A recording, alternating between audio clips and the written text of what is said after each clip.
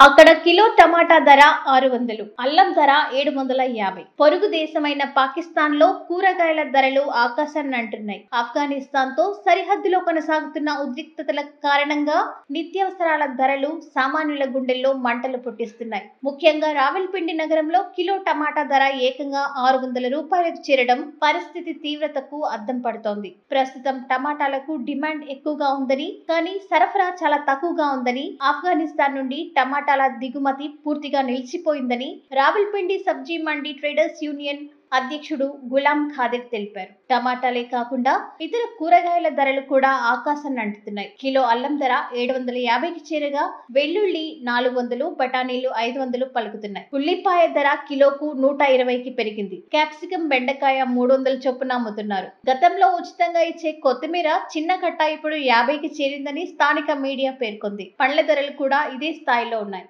Apples kilo 250 నుంచి 350, ద్రాక్ష 400 నుంచి 600 వరకు అమ్ముతున్నారు. ధరలు విపరీతంగా పెరగడంతో చాలా మంది చిరు వ్యాపారులు టమాటాలు, బఠానీలు, అల్లం, వెల్లుల్లి వంటివి అమ్మడం మానేశారు. పాకిస్తాన్ ఇటీవల ఆఫ్ఘన్ భూభాగంపై వైమానిక దాడులు చేయడం, ఆ దేశ శరణార్థులను బలవంతంగా వెనక్కి పంపడం వంటి పరిణామాల నేపథ్యంలో ఇరు దేశాల మధ్య సంబంధాలు క్షీణించాయి. ఈ ఉద్రిక్తతలే ప్రస్తుతం నిత్యావసరాల సరఫరాపై తీవ్ర ప్రభావం చూపుతున్నాయి. ఇరాన్ నుంచి దిగుమతి చేసుకునే కూరగాయల కంటే వాఘా సరిహద్దు ద్వారా భారత్ నుంచి వచ్చే కూరగాయలు చౌకగా లభిస్తాయని ఓ వ్యాపారి చెప్పినట్లు స్థానిక పత్రికలు పేర్కొన్నాయి. మరిన్ని జాతీయ, అంతర్జాతీయ న్యూస్ అప్డేట్ కోసం మా జనవాణి టీవీని సబ్స్క్రైబ్ చేసుకోండి.